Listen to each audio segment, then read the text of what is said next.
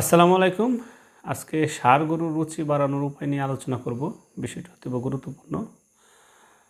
আপনার ধৈর্য সহকারে পুরো ভিডিওটি দেখতে থাকুন। যারা অনলাইন প্রশিক্ষণে আগ্রহী তারা ডাক্তার সামিউল বাসের নামক ফেসবুক পেজে প্রবেশ করে যে কোনো পোস্টে কমেন্ট করুন অথবা ইনবক্সে যোগাযোগ করুন। যে কথা বলছিলাম যে ষাঁড় গরুর রুচি বাড়ানোর উপায়। সাধারণত ষাঁড় গরুর স্বাস্থ্যবৃদ্ধির জন্য বাজারে বিভিন্ন যে ফিড প্রিপারেশন করা হয় সেখানে 16 থেকে 20% প্রোটিন রয়েছে এবং সাধারণত যে খাবারগুলো দেওয়া হয় এবং গরুর ক্ষেত্রে 16 থেকে 20% প্রোটিন দেওয়া হয়। সুতরাং এই ক্ষেত্রে দেখা যায় যে অনেক সময় অনেকেই অতিরিক্ত মুনাফা লাভের আশায় খুব দ্রুত স্বাস্থ্য বৃদ্ধি করতে চায়, যার ফলে অনেক সময় হিতে বিপরীত হয়ে যায়, গরুর রুচি কমে যায়। বেশিরভাগ ক্ষেত্রে কিন্তু এই ধরনের ঘটনা ঘটে। এক্ষেত্রে খেয়াল রাখতে হবে গরুকে একই সাথে অতিরিক্ত খাবার যেন না দেওয়া হয়, কারণ গরু সাধারণত তার যে হজম শক্তি সেটি মোটিলিটি মুভমেন্টের মাধ্যমে সেটি হজম করে থাকে।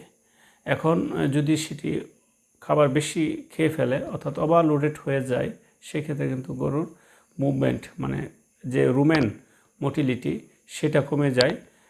আমরা জানি যে গরুর পাকস্থলীর সবচেয়ে বড় পার্ট অর্থাৎ গরুর পাকস্থলী 4টা পার্টে বিভক্ত, 4টা অংশে বিভক্ত। তার মধ্যে সবচেয়ে বড় পার্টটা হচ্ছে রুমেন। এই রুমেনে খাবার যখন যায় তখন রুমেন মোটিলিটি অনবরত মুভমেন্টের মাধ্যমে খাবার হজমে সহায়তা করে। সুতরাং এই মুভমেন্ট যখন কমে যায় অতিরিক্ত খাবার খাওয়ানোর ফলে, তখন কিন্তু তার বিভিন্ন ধরনের সমস্যা দেখা যায়। খাবার হজম হয় না, ফুড পয়জনিং হয় অথবা বদহজম হয়, খাবার আটকে যায়, বিভিন্ন ধরনের সমস্যা দেখা যায়। সুতরাং এই লোমিন মোটিলিটি যেন তার ঠিক থাকে সেজন্য তাকে সবসময় পরিমিত খাবার দিতে হবে। সাধারণত সকালে এবং বিকালে আপনার খাবার দেন, কিন্তু আপনার খাবার যদি বাড়াতে চান তাহলে একবারে বেশি খাবার না দিয়ে আপনি প্রয়োজনে তার খাবারের সময়টা বাড়াতে পারেন। যেমন তার 2 বার দেন, সেখানে আপনারা 3 বার বা 4 বার দিলেন, কিন্তু খাবারের যেন একই টাইমে খুব বেশি না হয়ে যায়, তাহলে তার রুচি কমে যাবে।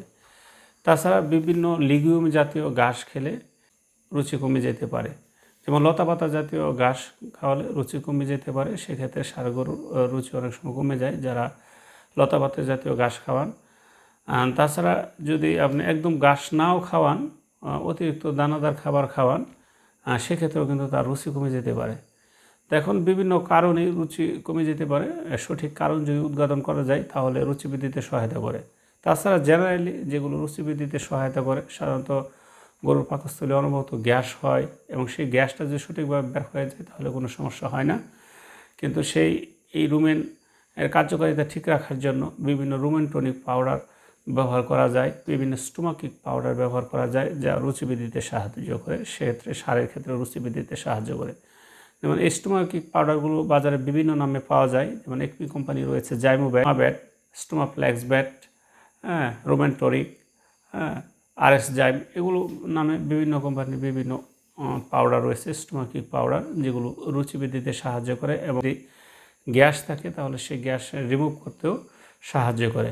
সুতরাং স্টোমাকিক পাউডার আমরা খাওয়াতে পারি। বিশেষ করে ষাঁড়ের ক্ষেত্রে যখন অতিরিক্ত খাবার খাওয়াবেন তখন তার গ্যাস ফর্ম হওয়ার সম্ভাবনা বেশি থাকে। সেজন্য খাবারের সাথে মিশিয়ে দেওয়া যায় 1টি বা 2টি প্যাকেট, তাহলে কিন্তু তার রুচি ঠিক রাখতে অথবা রুচি বৃদ্ধিতে সহায়তা করবে।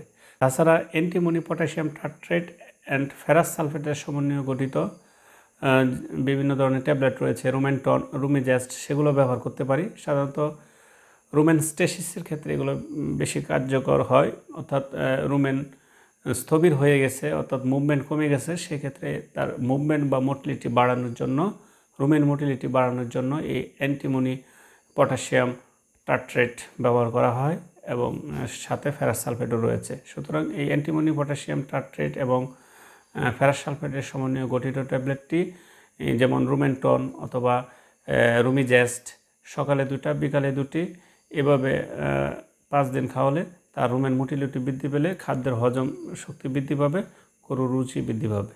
সুতরাং এই ট্যাবলেটগুলো আমরা খাওয়াতে পারি।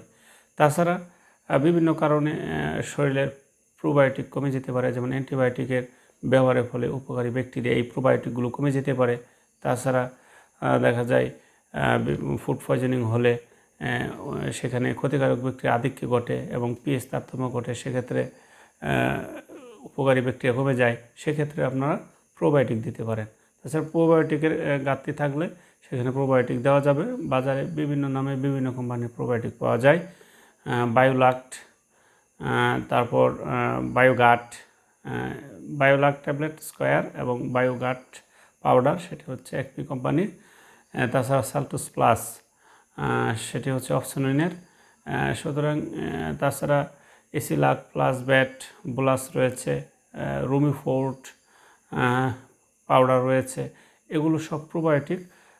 সাধারণত ট্যাবলেটের ক্ষেত্রে সকালে 2টি বিকালে 2টি এভাবে 5 দিন খাওয়ালে হবে। এবং যদি সেটি প্রোবায়োটিক পাউডার হয় তাহলে সকালে 20 গ্রাম, বিকালে 20 গ্রাম, সাধারণত 200 থেকে 300 ওজনের জন্য, এবং সেটি সকাল বিকাল খাওয়ালে ভালো কাজ করবে। সুতরাং এই রুমেন মোটিলিটি বৃদ্ধির জন্য আমরা অ্যান্টিমনি পটাশিয়াম টার্টারেট ট্যাবলেট পাশাপাশি প্রোবায়োটিক ব্যবহার করলে রুচি সাধারণত বৃদ্ধি পাবে। স্টেসিস হওয়ার কারণে যদি রুচি কমে থাকে তাহলে এই ওষুধগুলো ব্যবহার করলে রুচি বৃদ্ধি পাবে। তাছাড়া দেখা যায় যে অনেক সময় গরু বিভিন্ন ধরনের অখাদ্য বা খেয়ে ফেলে, এবং তারা হঠাৎ করে গরু যদি কোনো খাবার দেওয়া হয় সেটা অতিরিক্ত খেয়ে ফেলে, এবং সেক্ষেত্রে এই ধরনের সমস্যা হতে পারে। তাছাড়া বিভিন্ন ধরনের ব্রয়লার ফিড, মুরগির ফিড, সেগুলো কিন্তু গরুকে খাওয়ানো হয়, এবং সেগুলো খাওয়ালে কিন্তু গরুর ফুড পয়জনিং হতে পারে। তাছাড়া বাসি খাবার খাওয়ালে গরুর ফুড পয়জনিং হতে পারে, গরুর রুচি কমে যেতে পারে।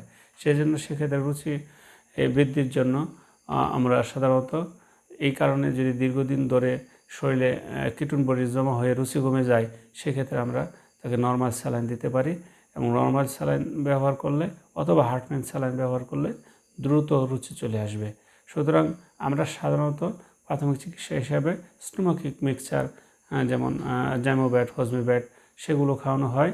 তাছাড়া যেহেতু প্রোবায়োটিক কমে যায়, প্রোবায়োটিক দেওয়া হয়, এবং রুমেন মোটিলিটি বৃদ্ধি করার জন্য যদি রুমেন স্টেসিস হয়ে যায়, রুমেন মোটিলিটি কমে যায়, সেক্ষেত্রে আমরা অ্যান্টিমনি পটাশিয়াম টার্ট্রেট এবং ফেরাস সালফেটের সমন্বয়ে গঠিত ট্যাবলেটটি আমরা ব্যবহার করতে পারি। সুতরাং এই যদি ব্যবহার করা যায় সঠিকভাবে তাহলে রুচি চলে আসবে। যদি কোনো কারণে পিএইচের তারতম্য ঘটে, শরীরের তাপমাত্রা কমতে থাকে, অথবা ডিহাইড্রেশন, পানির শূন্যতা দেখা যায়, তাহলে অবশ্যই স্যালাইন দিতে হবে, তাহলে রুচি বৃদ্ধি দ্রুত ঘটবে। সুতরাং এই প্রাথমিকভাবে যে ট্যাবলেটগুলোর কথা বললাম সেগুলো খাওয়ালেই কিন্তু রুচি চলে আসবে। যদি মারাত্মক হয় তাহলে নিকটস্থ উপজেলা প্রাণী সম্পদ দপ্তর ভেটেরিনারি হাসপাতালে যোগাযোগ করবেন। এই বিষয়ে অবহেলা করবেন না, কারণ গরুর রুচি কমতে কমতে থাকলে এই মুহূর্তে তার স্বাস্থ্যের ব্যাঘাত ঘটবে এবং একটা সময় বিভিন্ন ধরনের জটিল আকার ধারণ করবে। সুতরাং রুচি যখন কমে যায় তখন সে অবস্থাতেই দ্রুত তার রুচি ফিরিয়ে আনার জন্য চেষ্টা করা উত্তম, কারণ দিন যত যাবে তার সমস্যাটা তত বাড়বে। সুতরাং সেই সমস্যা বাড়ার সুযোগ দেওয়া যাবে না।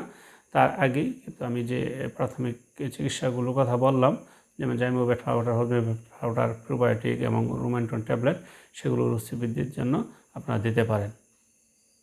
যারা অনলাইন প্রশিক্ষণে আগ্রহী তারা ডাক্তার সামিউল বাসির নামক ফেসবুক পেজে প্রবেশ করে যে কোনো পোস্টে কমেন্ট করুন অথবা ইনবক্স করুন।